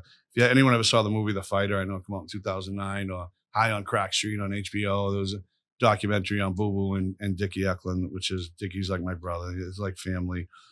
We actually go to the Boxing Hall of Fame Thursday. Mickey and Dickie fly down to New York. I drive, and then we all drive back together Sunday. But I beat the bank robbery case, and instead of going home, I ran up the hill to Boo Boo's house on High Street. I got a bag of dope, injected it, and overdosed. I've been hospitalized over 20 times for overdoses. And, right back to it. I didn't waste any time. And I remember I went and saw my father down the bar, and he's like, "You didn't even fucking come home. You go and fucking overdose at Boo Boo's first." And I'm just like, what the fuck, And You need to change. and yeah, that was back on the shit again. And I got out. I went back again in 2008. I got out in 2011. And when I got out, I tried getting on the methadone clinic, and I immediately started selling heroin. And I got arrested again for trafficking, possession with intent to distribute, Class A heroin. And I was out on bail, and the cops were harassing me, and it was really bad. I couldn't drive down the street without them pulling me over, ripping me out of the car, searching me. Because you had a target on your back. Yeah, and Mickey was always asking me, "Mike, come down to Florida, come down to Florida." A friend of his owned a beautiful rehab place. And I finally called him up. I said, "Mick, I'm ready to go, And he said, St. Patty's Day's your last hurrah. You're on a flight 5 a.m. on the 18th. And a lot of strange shit happened to me on St. Patty's. It was like another thing, So I went out and on St. Patty's Day, that's the day you got into the rehab. That was the last time. Well, I went at 5 a.m. on the 18th, but that day was the last time I partied, 2013. So I'm, out, doing heroin and coke and the whole nine all night. I didn't sleep. And hop on a flight to Florida. I got on the plane, and Mickey's telling me, because I was on the methadone clinic, and it's so hard coming off methadone. It's fucking brutal. And Mickey's fucking selling me this fucking dream where, oh yeah, they got methadone there. They're going to take you down real slow, and they're going to do this and that. And I got on the plane, and he picked me up, and he drove me there. And I remember he walked me in the door, and he goes, "Mike, this is the last time you're going to do this, And I was like, yeah. He laughs about it, how I looked. I looked so fucking bad. I had track marks down my jugular, both arms. I was injected cocaine and heroin on a daily basis. And I was back to my old tricks where I was, looking at some banks and, the whole fucking nine. I'm out on bail, so I think I'm going back anyway, and I'm ready to go. And I went down there, and I got in there, and they're like, yeah, I'm like, when do I get my methadone? They're like, yeah, we don't have methadone. I'm like, what? So it was rough. It was a rough 3 weeks to a month. I didn't sleep coming off the heroin. What was your drive? Like what made you keep going? How did you not go back to it? Because I knew if I went home, I was going to get arrested because the cops were all over me, and I was going to detox one way or another. I mean, now they give you methadone and Suboxone in jail, but back then you just kick cold turkey. They wouldn't give you nothing.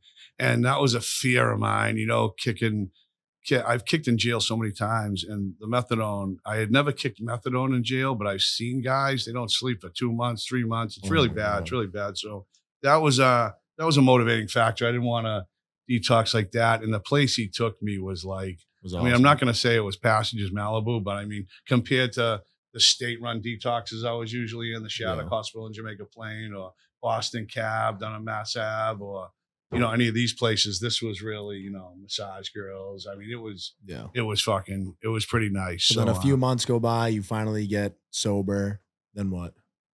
Well, first when I was in there, I remember I was in this ladies group, and they called me out of group, and it was the day after the marathon bombing, or 2 days after the marathon bomb in 2013. So my caseworker, Dina, I still talk to her. She still follows me on Snap, ironically. So she calls me in the office, and she goes, "Oh, you got a phone call, it's your father." So she's sitting there, and I pick up the phone. I go, "Hey, what's up?" He goes, "The FBI came to the house this morning, bank robbery task force." So she's sitting there across the desk. I'm like, "Oh, really?" I go, "Oh, what'd they say?" He's like, "Oh, they had some pictures of a couple banks getting robbed, and they asked me if I ever saw you wearing those clothes." I'm like, "Oh, really? What'd you say?" He goes, "What the fuck do you think I said?" You know what I mean? I go, "All right." And he goes, "And then they told me there was a reward." I go, "What did you say?" He goes, "The old man took the reward." Yeah, he goes, "I asked him to leave." so I was like, "All right, that's good." All right, I'm like, yeah. All right, bye, Dad. I love you. Bye. Hang up. And I'll never forget the lady, Tina. She goes, "Everything okay?" I go, "Yeah." She goes, "You sure?" You looked a little concerned. I go, No, he's just shooting the shit." She goes, "So that's normal? The FBI?" I'm like, she goes, "I already talked to your father. I wasn't just going to let you fucking talk to him. I wanted to know fuck he's calling, what the emergency is, So I'm like, well, I said, it's not normal, but it's not a fucking shock either. You know what I mean? So when I was there for the next month, I was like really looking over my shoulder, like thinking, one of these mornings they're going to wake up and they're going to drag me out of there. But thank God it never happened, and I was in there for 6 months, and I was about to fly home. I was getting out of there, and my caseworker called me out. She goes, "Oh, you got a visit," and no one's coming to visit me, but I know it's Mickey, and Mickey's there. He's like, "What the fuck you doing?" And he goes, "Why are you trying to get on the phone to fucking arrange a plane ticket?" I go, "Because I'm done. I've been here 60 days." He's like, "What are you gonna do? Go back to Boo Boo's house, Mike?" I'm like, Yeah. "Yeah." He's like, "No, you're not." It's like, "You're going to a sober home in fucking Pompano Beach." He goes, "I already got you in one, Pompano so Beach. yeah, Deerfield, Pompano." So I stayed in Florida a year, and then I started fighting for custody of my daughter. I ended up winning, so that was a big motivation too, of staying sober. And yeah, this past St. Patrick's Day was 10 years without Wow. anything. Congrats. People It's like, awesome. "You go away," because I go to Colombia. I got Yeah. 6 girls on a boat, fucking Yeah. renting boats, getting crazy. People like, "You don't drink," and I'm like, "No, You can't. I don't. You can't. I don't do nothing." You know what I mean? I was gonna smoke weed a couple times, and then Nah, I remember I got out of Walpole and I went over to this girl's house. She invited me over her house, and she had like 5 sisters, and their names like Candy, Casey, Carrie. It was my daughter's mother, and she goes, "Oh, my sister Candy. Every Wednesday night, all their boyfriends come over and they watch Friends." So she invites me over. Now I just got out of 10 block with Smiley trying to shoot fucking AIDS paper clips at me, and this one and that one. So I'm fucking bonkers, right? Yep. And they bring me in this house, and all of a sudden one of the boyfriends goes, "Oh, you smoke weed?" I'm like, "Yeah." And that's when all the real good weed come out, between 96 and 2000. All the hydroponic. When I went away, it was just Mexican brick weed, and there was Yeah. like good weed around, and the kid passed around a blunt, and after fucking like 3 hits, my heart is pounding out of my chest. I'm getting super anxiety. I'm bugged the fuck out. And all of a sudden her sister goes, "You just got out of Walpole, huh?" And I'm like, "Yeah." She goes, "Tell us a prison story." I'm like, Like me. I'm sitting in the room, and I just felt like the room shrink down. And I go, the girl Carrie goes, to this day, she goes, "That was the best ever." I go, "I'll tell you one story." They're like all staring at me. I go, "We never watched Friends." And I fucking got up and ran out of the Oh house. my God. And when I think about smoking weed, someone said to me, "You know what? The weed's so good now. You'd probably smoke it and you'd fucking freak out. You'd bug out, right?" And I go, "You know what? I'm glad you said that, because that has actually happened to me once before, and I was super uncomfortable. So So I just stick with it and do nothing." So I know you run like a few sober houses now. How'd you get into that? Was that post Florida? Or like how did that work out? Yeah, when I got back from Florida, I started hustling. Like I always knew how to hustle a dollar. Yeah, how from was when I that like a kid. transition? So you went from being sober, kind of coming out of prison, and then you needed to come into like the real world as like sober and like trying to make some money too, right? So Yeah, so I was down in Florida. I remember this kid, Gary Boyle. He just died. He was a good friend of mine, and we were in a restaurant. We saw some like Guatemalans power washing around a dumpster. He goes, "Kid, that's a good business to get into. All you need is a fucking $100 power washer from Home Depot and a hose and a pump sprayer." So I'm like, "Oh, I kind of got a good point there." So when I come back and I was fighting for custody of my daughter, I started a little power washing business, just getting some small jobs, trying to make a day's pay. And in 2015, I think it was, I saved up some money. I probably had like 5-6 grand, and I went down to the Super Bowl in Arizona with my friend. And I got my hands on some tickets, and there was a shortage of tickets that year, and the price of the tickets were like going for 10,000 a piece, the cheapest ticket. And I sold my ticket for $9,000. And right when I come back, I was getting gas in a gas station. And if anyone remembers 2015, a lot of young kids will surely remember, that was the year we got hit with all that snow. Yep. And fucking, I was in a gas station. I just got custody of my daughter, and a guy goes, "Hey, do you shovel roofs?" Because I had a little ladder, a little Chevy S10, I go, "Yeah." He goes, "Oh, how much you shovel that roof?" It's like the small house. I go, 600. He goes, "When can you do it?" So I grabbed 2 kids. I go, "Hey, I'll give you 150 each if you shovel this roof." They're like, "Let's fucking go." One of them was a roofer, right? So they're up there shoveling away. I'm sitting there drinking a coffee in my truck, nice and warm, Snapchatting them. Yeah. That's how the Snapchats started taking Yeah. out, something crazy. So then the guy comes out next door. "Hey, can you shovel my roof? Hey, can you shovel my daughter's roof? Hey, can you shovel roof?" Oh, Yeah, okay. yeah. And after 1 month, I had $38,000 with the money from the ticket and the money from that. And this kid's working for me, and he was a roofer. And he says, Mike, you know how many people are going to need roofs when this thaws out? He goes, you got people on roofs that don't know what they're doing, shoveling up against the grain, ripping shingles off, drilling holes through ice dams. He goes, they're drilling holes in the fucking roof. When this thaws out, they're all going to be leaking, right? Double whammy here. And I'm listening to this kid, and I'm like, this kid has a fucking point, right? So I bought a truck, and I started a roofing company. I got workman's comp and liability insurance. I had cards made up. I advertised, and I did pretty good. I started making some money the first year, made a good chunk of change. I had about 60, 70,000 saved up.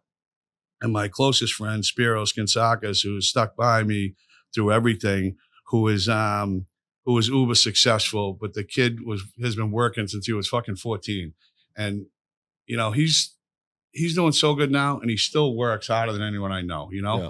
And he said to me, hey, Mike, I says, hey, I want to start a sober home. Because I've been in sober houses, and I'm like, I'd be in there doing the math. Like, there's 10 guys in there. They're paying $150 each a week. And that, you know. Yeah, and the mortgage is this. Yeah, in Florida. And I'm doing I'm adding up the numbers. And I'm like, you know, this is a good thing. And plus you're helping people, you know? So I went to him. I said, Spiro, man, I want to fucking buy a house, you know, because he flips houses. He owns a real estate company and, you know, all kinds of things he's into. And he's like, Mike, you don't want a fucking partner. He goes, I'll find your house. He goes, you got 60, 70 grand? He goes, hit up your old man. I'm like, my father. He goes, your father's got money. He'll lend you the other 50.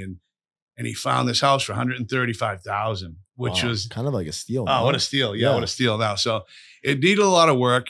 And it probably took me 8-9 months because I get this guy to do the fucking drywall, this guy to do that, the roof, the siding. It slowly started coming together. And I opened it up 4 years ago, and I got 13 guys in that house now. They pay $200 a week rent. Wow. So it's $2,600 a week, you know. And that was your first ever house, the one now? That one you're talking about? Yeah. Okay. And then a little over a year ago, I bought my second house, which is beautiful, and I gutted that out.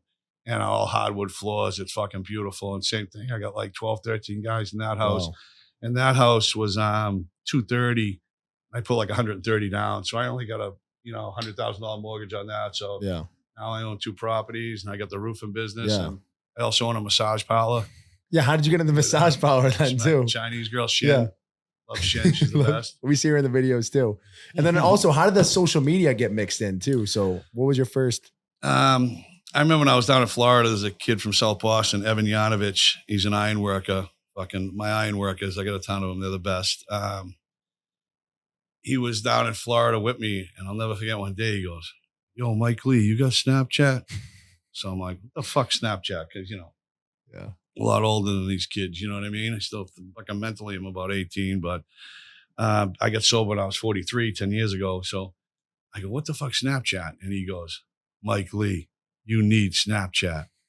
So I'm like, oh, I downloaded it. And it's funny. He'll call me now. He'll be on the job, and someone will be like, you don't know Beanshooter? He's like, dude, it wasn't me. You fucking there be no Beanshooter. He'll call me up on Beanshooter started on Snapchat. Yeah, it started on Snapchat because it was a kid from Staten Island, Pete Dub, close friend, real good kid.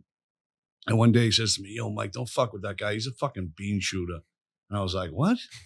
You know, I go, what the fuck are you talking about? He's like, you don't know what a Beanshooter is in Boston? I'm like, no. I go, come on. I feel like the kids on South Park when they're with the New York City kids on the fucking field trip. They don't know what a queef is. What the fuck is it? He goes, just a stroker, you know, like a cap. Yeah. You know, someone who's fucking bullshitting all the time. So I thought it was so fucking hilarious. I started calling everyone fucking Beanshooters, and then, you know, that became my name on Snap. And people to this day think it's about doing pills or shooting something or Boston with the bean, you know. So I'm always, people like, what the fuck is Beanshooter? I'm just like, go on Urban Dictionary. And then it like evolved. I remember, I think the first time I saw you was from Instagram, like a few years back, and you were posting like the Colombia clips. And I was like, what the hell? Like, what is going on? That was like the first time I really saw it. And I was like, damn. Yeah. And then it all started from there, right? And then you kind of went to Instagram, and then then they shut down a fucking Instagram. That was the worst when they wiped out my page. Yeah. That was fucking terrible. But this one's buzzing now, though. Yeah, coming off now. Yeah. So and then going all right. What was I gonna say? Oh, I just blanked out for a sec. Yeah, and then he kind of just went from what? So then kind of got a following, and then when did it really start to take off? Like the Beanshooter shit. I know a lot of people you recognize like everywhere now. Yeah. I mean, like literally. Yeah, we were out with the Bruins. I could say this. We're out with the Bruins. Like, dude, who is this? We saw them in Tampa. My brother lives in Tampa, and we were out in Tampa, and we're the couple of the Bruins and they're like, do you guys know this Beanshooter guy? And I was like, dude, do we know Beanshooter? Like we've been following we've been seeing his Instagram stories and stuff. And like they watch, like everyone watches, I feel like, but yeah, it's a great, it's so funny to follow along. And I know you get like so many sends and people just love your stuff. Billy the Kid Tibbetts, following him too, of course. My guy. Yeah, we love Billy. So, it's funny because, people would say, oh, Beanshooter, like, oh, yeah, he's big on, whatever, Snapchat or Instagram. And people would be like, what do you do?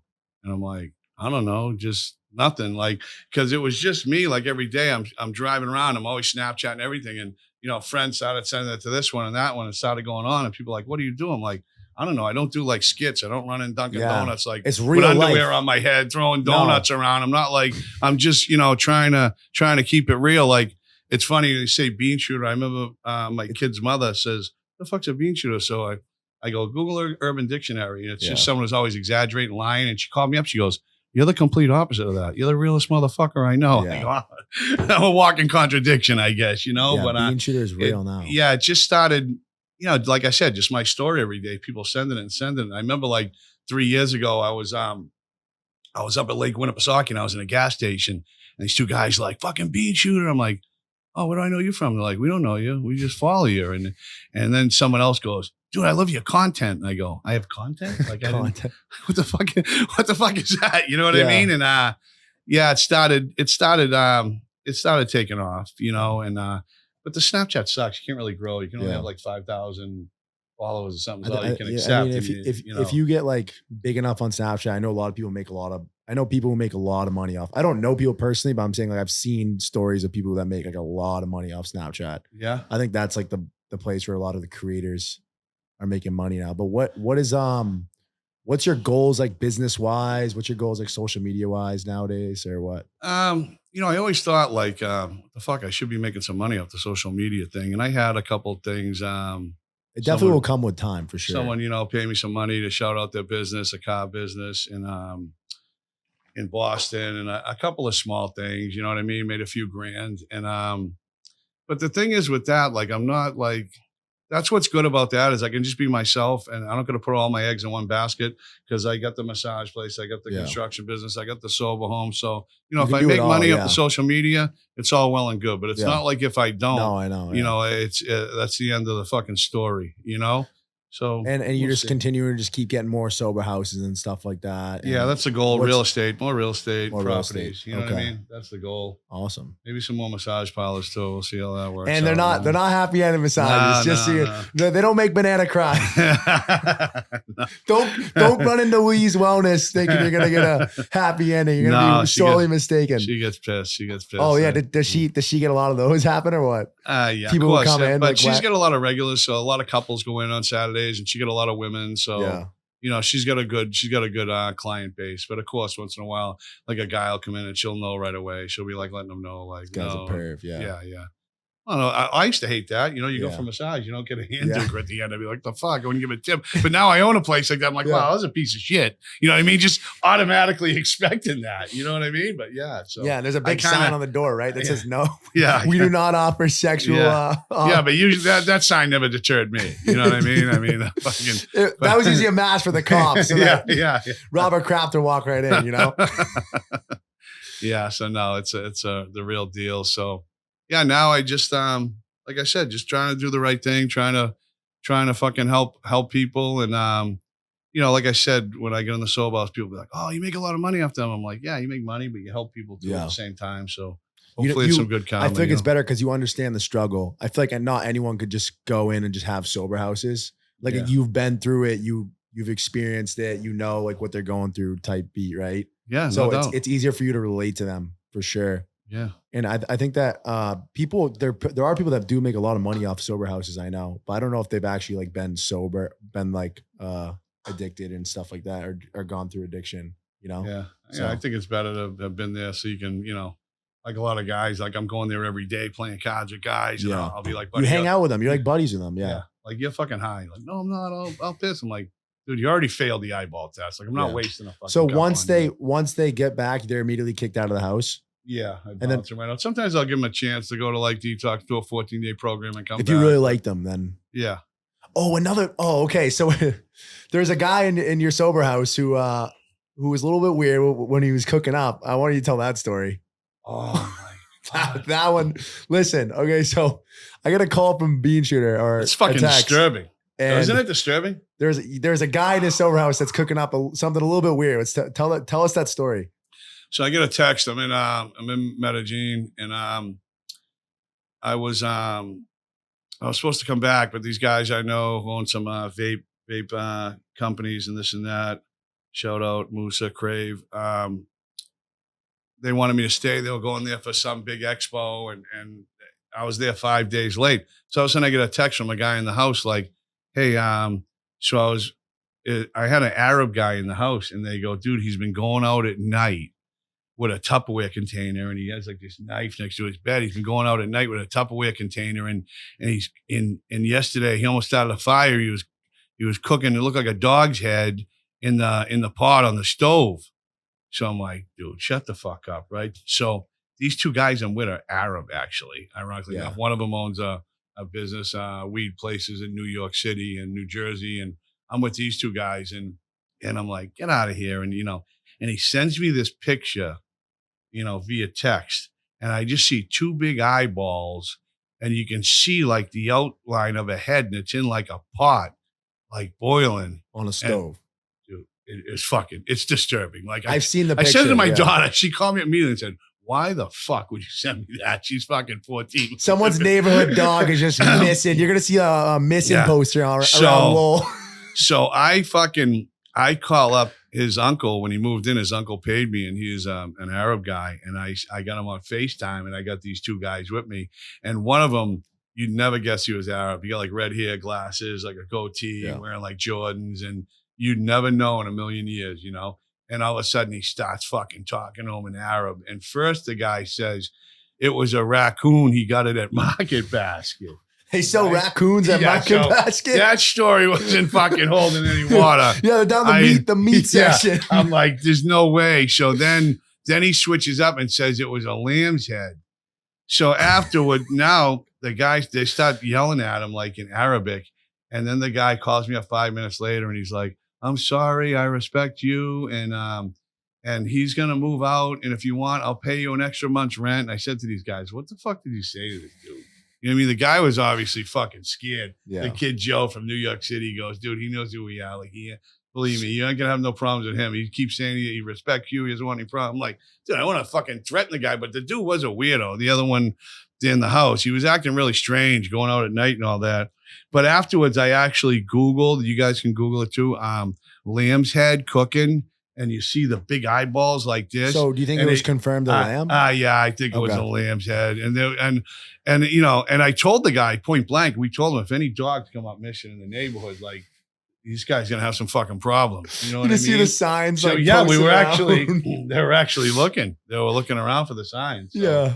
Yeah, thank God. You know what I mean? I mean, Jesus Christ. Some little kid's dog is just getting cooked in your kitchen. Yeah, imagine that. You fucking dog, you kill someone. People's dog, it's like their children. You know how it is with dogs, right? Fucking get someone's dog, kill someone's dog to make a pot of soup. I mean, it's so fucking crazy. But yeah, so that was. I've had a lot of. I remember seeing that picture, and I just could not believe.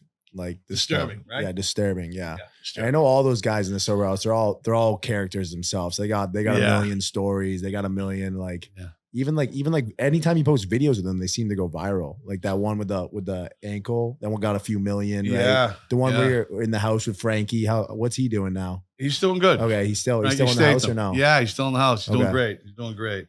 Yeah, Frankie's a guy I'd love to get on too with you too. That'd be hilarious too. Frankie's fucking wild. He's done 100 years. Yeah, he's got 25 years in. He's a fucking nut. When they're going, the video of them going around like, "Hey Frankie, how many years you got?" He's like, "About 25." and he's like, "Bundy." So the crazy thing about that video, I'm in fucking Cartagena and I'm in a bar, and it was that Dallas Cowboys football game. I don't know if it was against Washington, where the kicker missed like fucking 5 field goals and 30 extra points, whatever it was. It was that game where he just kept fucking. Yeah. He missed every field goal, Terrence. You know what I mean? Yeah. He missed every field goal. Yeah. So I'm in the bar and I'm watching the game, and there's these 3 guys there, and one of them's from like Alabama. They got this fucking weird accent, and one of them was from Manhattan, New York City. He was a real estate agent. And one of them, they're looking at me, and I'm looking at them, and one of them walks over. He goes, "Dude, are you Beanshooter?" I go, "Dude, get the fuck out of here." He Literally goes, noticed. I knew it. You know what I They mean? love him everywhere. He's like, "How?" He goes, "What do you say at the end?" And I'm like, when I goes, "How much time you got?" Everyone's like, 25 years, 24 years, 24 years. And I go, "I got 13. And I go, "We're almost at the century mark. Let's fucking go." He goes, "What'd you say at the end?" I go, "We're almost at the century mark." Century mark. And they're all like, "Let's fucking go." So I say, and then I'm just like, Love it. They don't want to see it. That's why he always says they don't want to see it, because they don't want to see a guy come out of prison and fucking yeah, the enemy succeed. don't want to see The enemy don't want to see it. Yeah, Literally. I always say that, the enemy. There really is the enemy. My friend Mark, he lives in Charlestown now. He's originally from South Boston, but he always used to say scumbag behavior when he was eating McDonald's at the drive-thru at 1 in the morning. We always used to go back and forth and say that, and fucking, same shit. He'd be like, we'd be working out. The enemy wants us on the couch, not at the gym doing Not fucking 50 pull-ups, So we'd always go back and forth with that, and I fucking...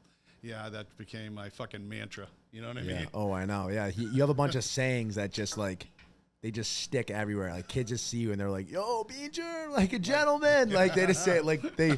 It's funny. Like when we go out to like a club, like Beanshooter come out with like 2 clubs with us, and it's like fucking Bieber like coming in. Everyone's like taking pictures. It's literally insane. Like we went to Bijou on New Year's Eve, and it's literally insane to go out with this guy because everybody, all the guys just know him. They're like, "Oh, Beanshooter's here! Holy shit!" And the girls are like, "What the fuck is going on?" Because I feel like his following is a lot of like guys like. No, not yeah, really. No, you think so or no? No. If you look at the on Instagram, it'll say the percentage of girls and men. Okay. It's only like 98% men. Really? Yeah. 98%. Yeah, unfortunately. 2% girls. I wish there was a way to fucking, turn that around, but No, but that's a good following, though. Right now I'm trying to get it down to 97. Yeah. And that's my goal. But yeah, what time we at, Justin? Little over an hour and a half. Oh, wow. Holy that's shit. great, dude. Fucking This talk has the been balls yeah, up I a know, donkey. literally. You Yeah. can cut this one up. Yeah, I think we're get out the good stuff, right? I think we got enough stuff here. You think? All right. Yeah. Well, that was episode 3 of the Vision podcast. Look at this Beanshooter. Check that out. That sick ass lid. Thanks for coming on. Hopefully we can get another one soon here. Yeah. Yeah, that was awesome. Thanks, Harry. Great. Man. Thank you so much. All right. Sweet. Harry's brother? My brother Terrence. Yeah. I don't think you guys met. Yeah. Awesome. My guy, Yeah, we Justin, good? right? Yeah, Justin. My guy, Justin, who makes it all happen.